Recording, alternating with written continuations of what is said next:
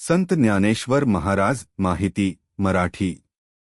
संत ज्ञानेश्वर महाराज म्हणजे महाराष्ट्राच्या आध्यात्मिक, सांस्कृतिक आणि साहित्यिक परंपरेतील एक अद्वितीय तेजस्वी व्यक्तिमत्व। सुमारे 725 वर्षांहून अधिक काळ महाराष्ट्राच्या जनमानसावर अधिराज्य गाजवणारे हे संत म्हणजे वारकरी संप्रदायाचे आद्य प्रवर्तक आणि माय मराठीचे अनमोल रत्न होत। जन्म व कुटुंब। संत ज्ञानेश्वर महाराजांचा जन्म श्रावण कृष्ण अष्टमी शके 1197 इ. 1275 रोजी झाला।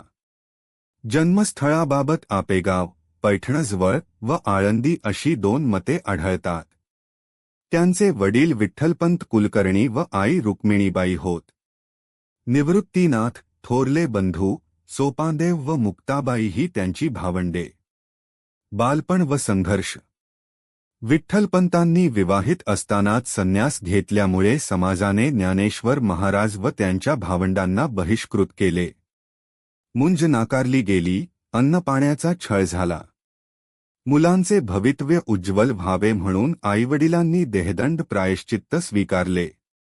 या भीषण परिस्थितीतही ज्ञानेश्वर महाराजांनी अपार विद्वत्ता, संयम व करुणा दाखवली। आध्यात्मिक कार्य। निवृत्तीनाथ हे संत ज्ञानेश्वरांचे सद्गुरू होते। संत नामदेवांसह त्यांनी भागवत धर्म व वारकरी संप्रदायाचा व्यापक प्रसार केला। संस्कृतमधील गूढ तत्वज्ञान सामान्य माणसापर्यंत पोहोचवण्याचे महान कार्य त्यांनी केले। प्रमुख ग्रंथ: भावार्थदीपिका, ज्ञानेश्वरी, भगवद्गीतेवरील मराठी टीका, सुमारे 9000 ओव्या। अमृतानुभव अनुभवामृत अद्वैत तत्वज्ञानावर आधारित ग्रंथ। चांगदेव 65 अहंकारनाश व अद्वैताचा उपदेश। हरिपाठ, हरिनाम महात्म्य सांगणारे 28 अभंग। स्फुट अभंग व विराण्या।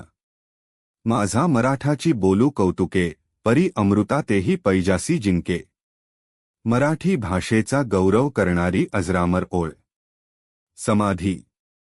संत ज्ञानेश्वर महाराजांनी अवघ्या 21व्या वर्षी आळंदी येथे इंद्रायणी नदीच्या तीरावर संजीवन समाधी घेतली। कार्तिक वद्य त्रयोदशी शके 1218 इ. 1296। आज आळंदी हे वारकरी संप्रदायाचे प्रमुख तीर्थक्षेत्र आहे। आषाढी व कार्तिकी एकादशीस लाखो वारकरी येथे जमतात। आळंदी ते पंढरपूर ही ज्ञानेश्वर माऊलींची पालखी महाराष्ट्राच्या भक्ती परंपरेचा आत्मा आहे।